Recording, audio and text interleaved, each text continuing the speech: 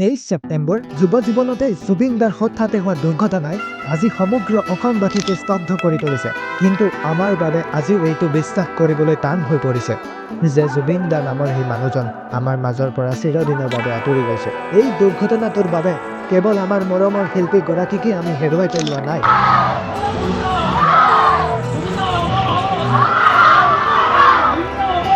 এনেকুৱা লাগে যে আজি অসমৰ সুৰীয়া মাতটোৱেই হেৰাই থাকে। প্ৰায় 40টা ভাষাত 38,000তকৈ অধিক গান গাব পৰা সেই জুবিনদাৰ কণ্ঠত মৰমো আছিল, ভক্তিও আছিল, আশা আৰু কেতিয়াবা সুব্যৱস্থাৰ বাবে বিদ্ৰোহো অনুভৱ কৰাইছিল। হয়, এইটো সঁচা কথা যে অসম তিনিবিধ বস্তুৰ বাবে বেছিকৈ ফেমাছ: চাহ, গড় আৰু জুবিনদা নিজেই। কাৰণ সেই মানুহজন আছিলেই কাৰো তলত নথকা, প্ৰয়োজন হ'লেই আগবাঢ়ি অহা, ধেমেলীয়া, আকৌ কেতিয়াবা বিতৰ্কৰে আৱৰি থকা। কিন্তু অসমবাসীয়ে তেওঁক সেই ৰূপতেই ভাল পায়, কাৰণ জুবিনদাৰ কোনো জাতি নাই, কোনো ধৰ্ম নাই আৰু নাই কোনো ভগৱান।